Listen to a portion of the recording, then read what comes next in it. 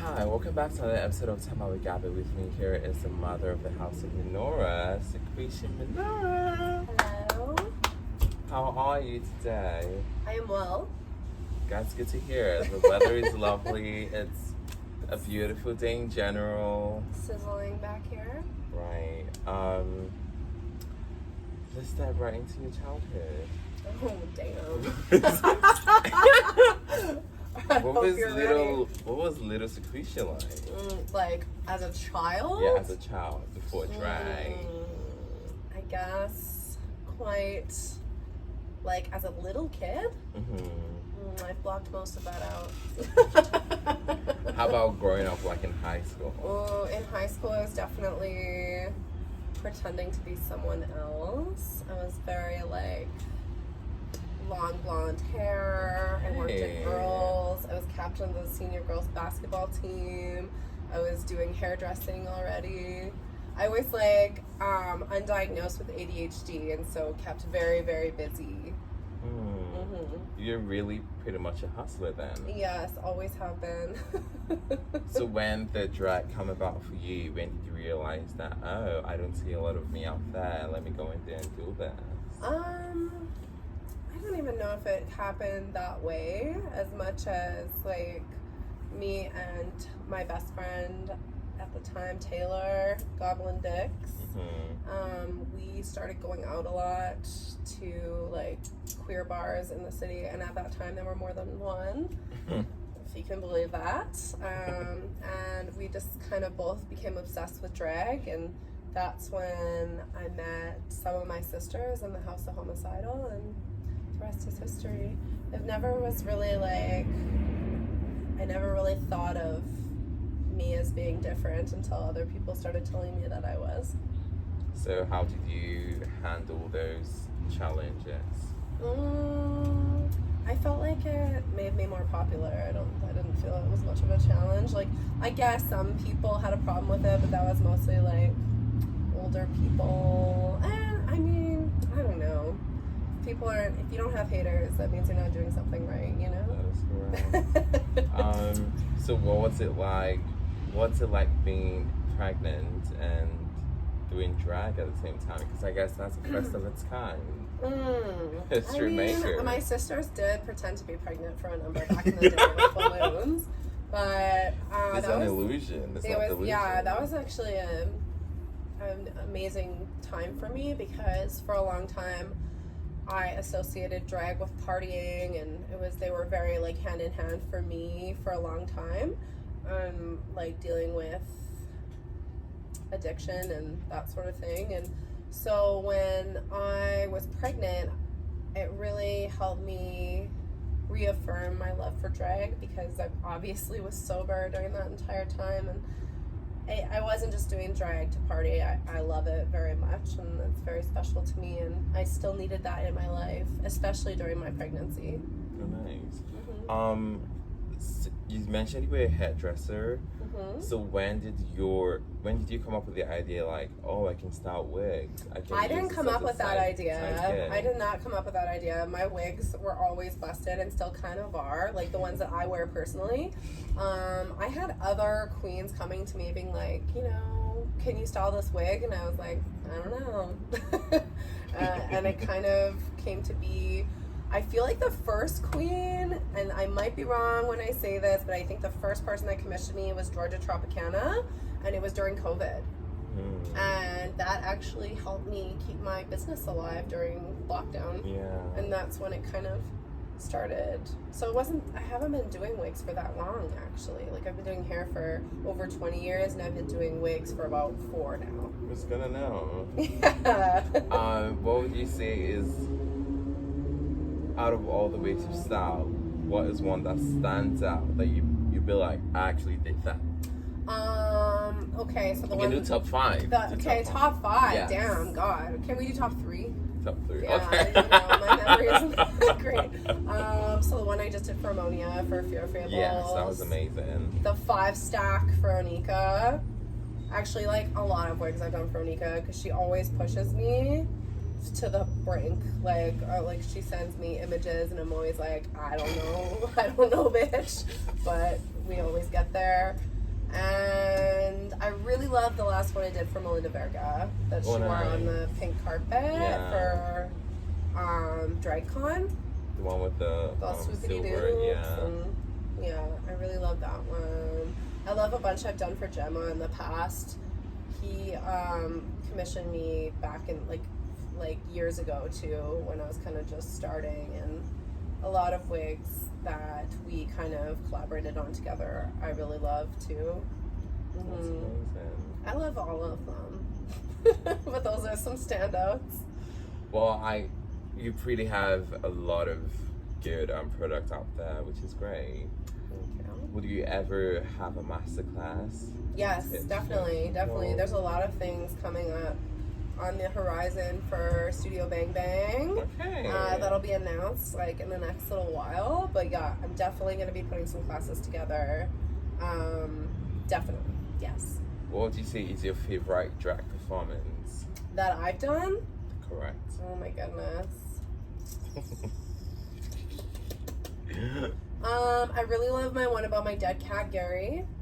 Oh, yeah, really love that one because I love the movie Pet Sematary, and it was centered around his death and kind of hair metal, and God Drag Queen is in it. It's definitely a duet.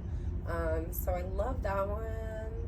I love my period number because that was in the first show I ever hosted. Oh, nice. Heavy Flow. And that number actually started as a group number, and then I've just like morphed it into a solo.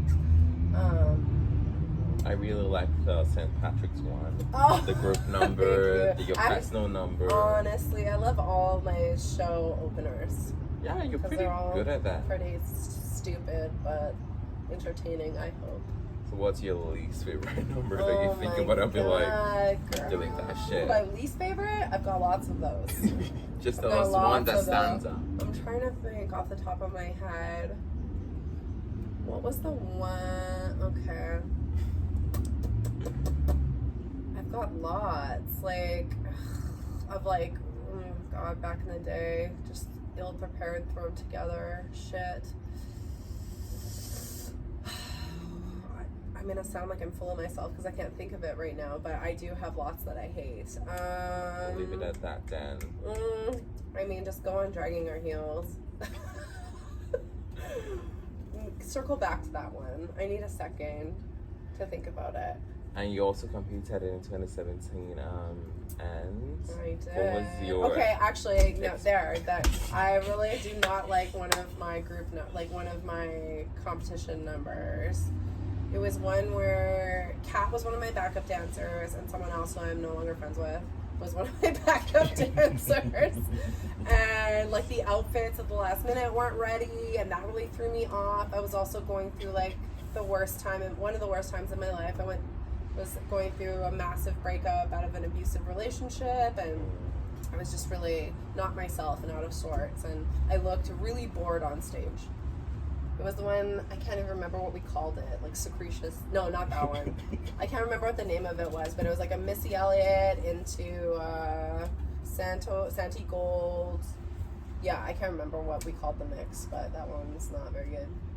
So let's talk about the House of Minorah. So what made you come about with creating the house? I didn't even create it. I just got a bunch of kids, and then we started a group chat called House of Minorah. Okay, let's play the air, because some people think I walked up to you to ask you about being my mother. No. Can you tell them how it happened? That's not true. Well, my other daughter, Tickle, did tell me that you were kind of asking about it, or you're interested in it. And then at my show, I asked you to do a pop-up because I already cast it, and then I was like, oh, I really want, and same with Beach, I really wanted Beach in the show. So anyway, I walked up to you and asked you to be in the house, or like, be my daughter. Yeah. Well, thank you. So how did you get Tickles? Oh, okay. Well, she was having some issues. She was going to be performing at a bar, and she had submitted her music, and then I won't name names, but was told like the music should be changed, and she was just kind of in a huff about it and confiding in me because we've been friends for a very long time, like before she was my kid. And I was like, no, fuck that, drop the show, you're in my next show, and your name isn't that, your name is Tickle. My daughter. Period. Yes, because I think her original name was like Honeysuckle or something. But, you know, there's nothing wrong with Honeysuckle, but I felt Tickle was more appropriate. Yeah. Has a good ring to it. What's motherhood like? Very insane. I have a toddler right now, so I get read for filth every day by my 2-year-old. She trolls me. By your doctor. Oh, I love her so much. I love her more than anything. I never thought I would be a parent, so it was a big shock. I'm sure for many people when I announced my pregnancy, but it's the best thing that's ever happened to me, and the most challenging and the most fulfilling. That's great. Mm-hmm. So how do you handle a difficult situation in your life? Like when something is not going right, like how do you manage that? I'm working on that. I'm working on how I handle that. For a long time, my go-to would be like, I'm popping off, I'm going out, I'm drinking, I'm, you know, forgetting all my problems. But as I get older, that's more challenging, and I'm a parent now. Not to say that I never do that, because that would be a lie, but I'm definitely working on talking about things with my partner. I'm really bad at that. Communication, I'm not the greatest at, so I'm working on that.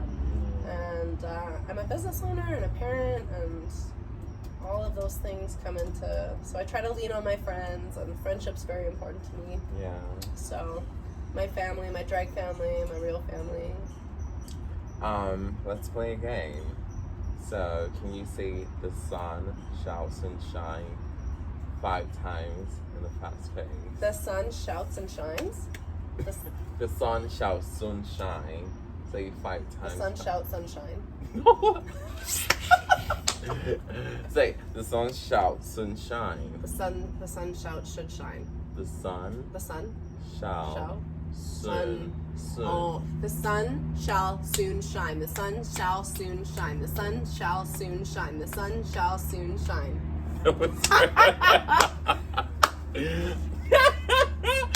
Well, I thought you were gonna farm a point. And I shouldn't have said my real family. I should say like my drag family and your family. Yeah, because that's all my real family. I mean, I guess it's just. I wouldn't say it's normal, but I guess it's just the first thing that comes to our head when we think about our actual family. We say, yeah, our real family. But like I'm not very close. Like I have a very small like biological family, I guess, and it's all kind of lot of drama there. And my drag family is my chosen family, so it's definitely both my real family. And do you have any upcoming shows? Yes, I have 3 upcoming shows. Well, I'm performing. Mama is booked and blessed. I always do this to myself where I'm like, I need to take a break. It's the same with like the wigs, and then I'll like pack it. I say I'm never gonna do it again, and that's always how I do it. So tomorrow, performing at the comic strip in West Edmonton Mall, Pop Arts hosting the first stand-up drag performers show in Edmonton. So that's tomorrow. Sweet. Wednesday is the hair metal show at the Buckingham, hosted by Ammonia. And then Sunday, September 1st, we are having the last drag brunch of summer at Darling. There are 2 seatings, one at 10 and one at 1 p.m. Link in my bio. Tickets are still available. Get your ticket before I get sold out. What advice do you have for upcoming hairstylists or wig designers? I don't know the terminology for that. Yeah. You're on the nose there. Get a good mentor, which can be hard, but go to school and then find yourself safe. Well, this can also be hard, but like a nurturing environment where people are wanting to teach you and not gatekeep. True, no I think. Gatekeeping. And a lot of people like to get kicked. Yeah, it's hard. Like I really struggled at the beginning of my career to find a place that I had to go through several environments before I found the right one, which still wasn't perfect, but it was pretty amazing for me. How about people who want to get into drag? Yeah, just be authentic to yourself. I get a lot of young, or I shouldn't even say young, just like new drag performers asking me like, how do you get into drag? And you just do it. You just do it. You just go out and you just do it. There's no formula. Immerse yourself in the community and learn your history, and just dive in. You should all look like boogers in the beginning. It's like it's a fundamental part of drag. My booger period, I mean, I sometimes still feel that I'm in it. Sometimes I paint and I'm like, what the? I thought I knew what I was doing, and it's not just about the paint either. Yeah. A good paint does not a drag performer make. True. Make them laugh or entertain them or move them, do something. One thing I find is you can't be all that. Like you need to find your strength at the end of the day and what works best for you. Just because someone paints better doesn't mean. I mean, you can be inspired to paint better. Oh, but absolutely. You don't have to be as good as them. Just find what your uniqueness. Well, and like at the end of the day, I usually don't remember the paint. I remember like how I felt. I felt. Yeah. Some of my favorite performers might not necessarily have the best paint, but not to take away from that, I admire stunning makeup. I do. I respect it and I admire it. But for me personally, I like to laugh or cry or feel something. Beep beep. Yeah. Would you like to add any other thing, because we've come towards the end of the show? No, just I love you. Thank you. I love you. I'm glad we finally did this. Right. It's been how many months now? It's been over a year, I think. We've been trying to put this together. So. Oh my god! I remember I was talking next to my you. dead flowers. Rex a rat. I mean, it's I caught into Fear Fables. Yeah.